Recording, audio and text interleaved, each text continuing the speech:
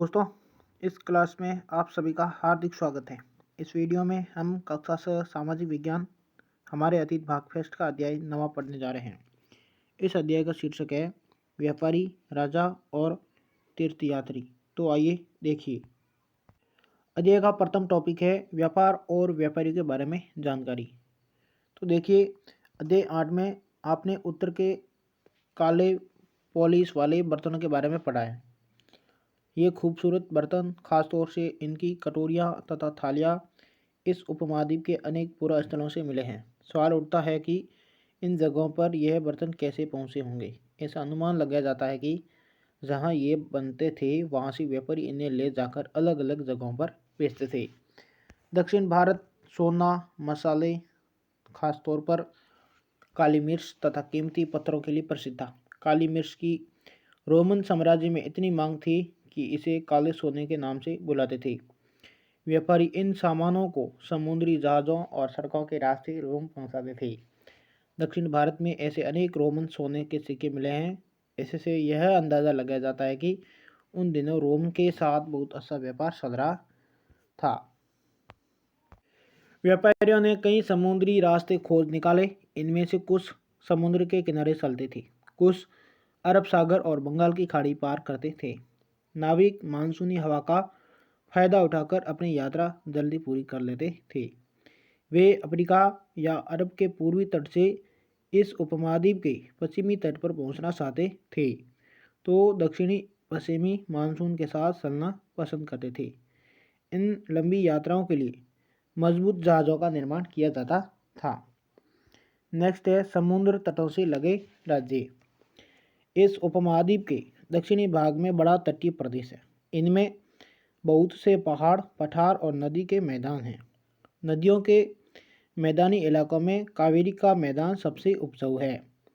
मैदानी इलाकों तथा तटीय इलाकों के सरदारों और राजाओं के पास धीरे धीरे काफ़ी संपत्ति और शक्ति हो गई। संगम कविताओं में मोवेंदार की चर्चा मिलती है। यह एक तमिल शब्द है जिसका अर्थ तीन मुखिया है।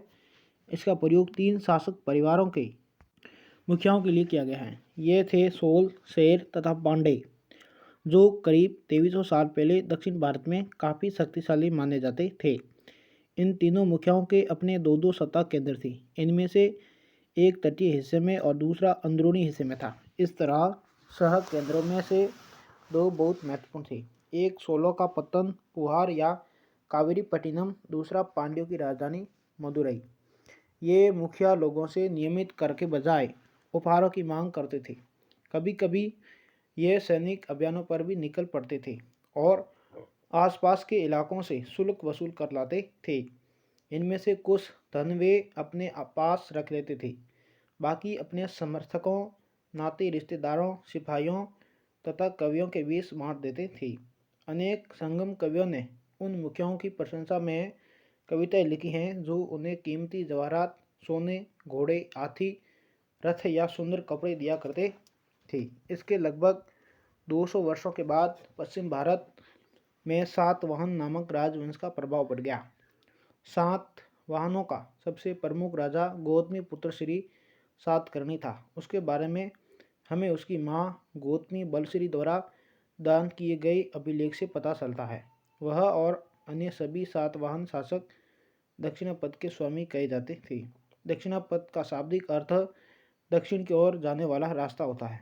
पूरी दक्षिण क्षेत्र के लिए भी यही नाम प्रचलित था। श्री सातकर्णी ने पूर्वी, पश्चिमी तथा दक्षिणी तटों पर अपनी सेनाएं भेजी। नेक्स्ट है रेशम मार्ग की कहानी। कीमती चमकीले रंग और चिकनी मुलायम बनावट की वजह से रेशमी कपड़े अधिकांश समाज में बहुमूल्य माने जाते हैं। रेशमी कपड़ा तैयार करना एक जटिल प्रक्रिया है। रेशम के कीड़े से कसा रेशम निकालकर सूत कताई होती है और फिर उससे कपड़ा बुना जाता है। रेशम बनाने की तकनीक का आविष्कार सबसे पहले चीन में करीब 7000 साल पहले हुआ। इस तकनीक को उन्होंने हजारों साल तक बाकी दुनिया से छुपाए रखा, पर चीन से पैदल, घोड़ों या ऊँटों पर कुछ लोग दूर दूर की जगहों पर जाते थे और अपने साथ रेशमी कपड़े भी ले जाते थे। जिस रास्ते से ये लोग यात्रा करते थे वह रेशम मार्ग के नाम से प्रसिद्ध हो गया। कभी कभी चीन के शासक ईरान और पश्चिमी एशिया के शासकों को उपहार के तौर पर रेशमी कपड़े भेजते थे। यहाँ से रेशम के बारे में जानकारी और भी पश्चिम की ओर फैल गई। करीब 2000 साल पहले रोम के शासकों और धनी लोगों के बीच रेशमी कपड़े पहनना एक फैशन बन गया। इसकी कीमत बहुत ही ज़्यादा होती थी, क्योंकि चीन से इसे लाने में दुर्गम पहाड़ी और रेगिस्तानी रास्तों से होकर जाना पड़ता था। यही नहीं, रास्ते के आसपास रहने वाले लोग व्यापारियों से यात्रा शुल्क भी मांगते थे। इसमें सिल्क रूट तथा उसकी शाखाओं को दिखाया गया है। कुछ शासक इसके बड़े बड़े हिस्सों पर अपना नियंत्रण करना चाहते थे, क्योंकि इस रास्ते पर यात्रा कर रहे व्यापारियों से उन्हें कर, शुल्क तथा तोहफों के जरिए लाभ मिलता था। इसके बदले यह शासक इन व्यापारियों को अपने राज्य से गुजरते वक्त लुटेरों के आक्रमण से सुरक्षा देते थे। सिल्क रूट पर नियंत्रण रखने वाले शासकों में सबसे प्रसिद्ध कुषाण थे। करीब 2000 साल पहले मध्य एशिया तथा पश्चिमोत्तर भारत पर इनका शासन था। पेशावर और मथुरा इनके दो मुख्य शक्तिशाली केंद्र थे।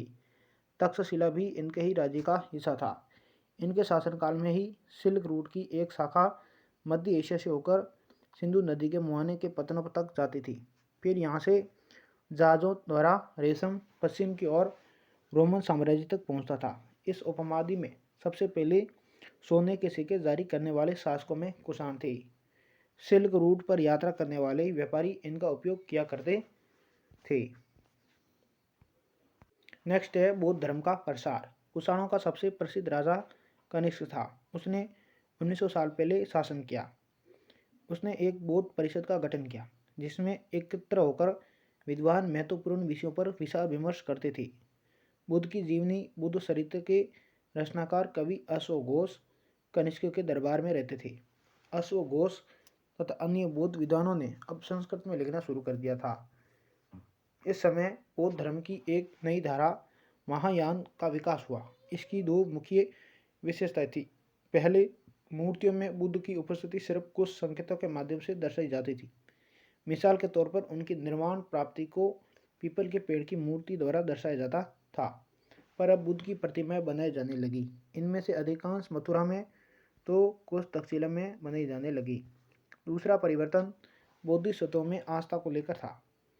बोधिसत्व उन्हें कहते हैं जो ज्ञान प्राप्ति के बाद एकांतवास करते हुए ध्यान साधना कर सकते थे, लेकिन ऐसा करने के बजाय वे लोगों को शिक्षा देने और मदद करने के लिए सांसारिक परिवेश में ही रहना ठीक समझने लगे।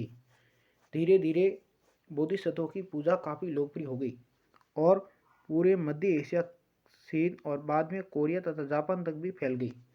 बौद्ध धर्म का प्रसार पश्चिमी और दक्षिणी भारत में हुआ, जहाँ बौद्ध भिक्षुओं के रहने के लिए पहाड़ों में दर्जनों गुफाएं खोदी गई। इनमें से कुछ गुफाएं राजा और रानियों के आदेश पर बनाई गई, तो कुछ व्यापारियों द्वारा, कृषकों द्वारा। इनमें से ज़्यादातर गुफाएं पश्चिमी घाट के दर्रों के पास बनाई गई थी। दक्कन के शहरों और तटों के समृद्ध बंदरगाहों और इन्हें जोड़ने वाली सड़कें भी इन्हीं दर्रों से होकर गुजरती थी। ऐसा लगता है कि यात्रा करने वाले व्यापारी इन गुफाओं वाले मठों में विश्राम के लिए रुकते थे। बौद्ध धर्म दक्षिण पूर्व की ओर श्रीलंका, म्यांमार, थाईलैंड तथा इंडोनेशिया सहित दक्षिण पूर्व एशिया के अन्य भागों में भी फैला। थेरवाद नामक बौद्ध धर्म का आरंभिक रूप इन क्षेत्रों में कहीं अधिक प्रचलित था। तीर्थयात्रियों की जिज्ञासा। व्यापारी काफिले में तथा जहाज़ों पर दूर दूर जाया करते थे। बहुत से तीर्थयात्री भी इनके साथ यात्रा पर निकल पड़ते थे। इसी तरह भारत की यात्रा पर आया चीनी बौद्ध तीर्थयात्री का फा सियन काफ़ी प्रसिद्ध है। वह करीब 1600 साल पहले आया था। स्वेन त्सांग 1400 साल पहले भारत आया और उसके करीब 50 साल बाद इत्सिंग आया। वे सब बुद्ध के जीवन से जुड़ी जगहों और प्रसिद्ध मठों को देखने के लिए भारत आए थे। इनमें से प्रत्येक तीर्थयात्री ने अपनी यात्रा का वर्णन लिखा। इन्होंने अपनी यात्रा के दौरान आई मुश्किलों के बारे में भी लिखा। इन यात्राओं में कई वर्ष लग जाया करती थी। जिन देशों और मठों को उन्होंने देखा, उनके बारे में उन्होंने लिखा और उन किताबों के बारे में भी उन्होंने लिखा जिन्हें वे अपने साथ ले गए थे। स्वेन त्सांग भू मार्ग से उत्तर पश्चिम और मध्य एशिया होकर चीन वापस लौटा। उसने सोने, चांदी और संदन की लकड़ी की बनी बुद्ध की मूर्तियाँ तथा शीशों से भी ज़्यादा पांडुलिपियाँ एकत्र की थी। इन्हें वह लगभग 20 घोड़ों पर लाद कर ले गया, पर इसमें से 50 पांडुलिपियाँ उस समय खो गई जब सिंधु नदी पार करते हुए उसकी नाव उलट गई। अपने जीवन का बाकी हिस्सा उसने बसी हुई पांडुलिपियों का संस्कृत से चीनी अनुवाद करने में लगा दिया। नेक्स्ट है भक्ति की शुरुआत। इन्हीं दिनों देवी देवताओं की पूजा का चलन भी शुरू हुआ। बाद में हिंदू धर्म की यह प्रमुख पहचान बन गई। इनमें शिव, विष्णु और दुर्गा जैसे देवी देवता शामिल हैं।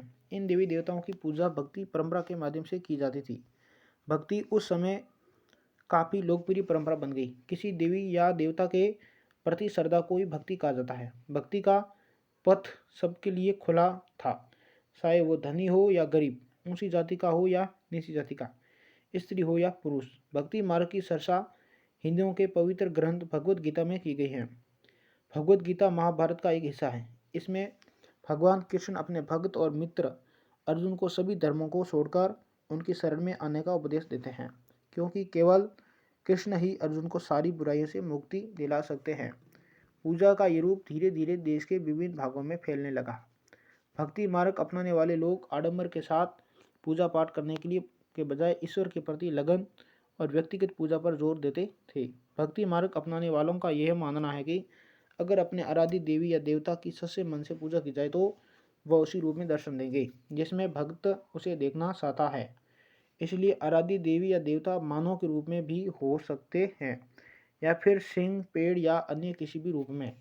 जैसे जैसे इस विचार को समाज द्वारा स्वीकृति मिलती गई, कलाकार देवी देवताओं की एक से बढ़कर एक खूबसूरत मूर्तियाँ तैयार करने लगे।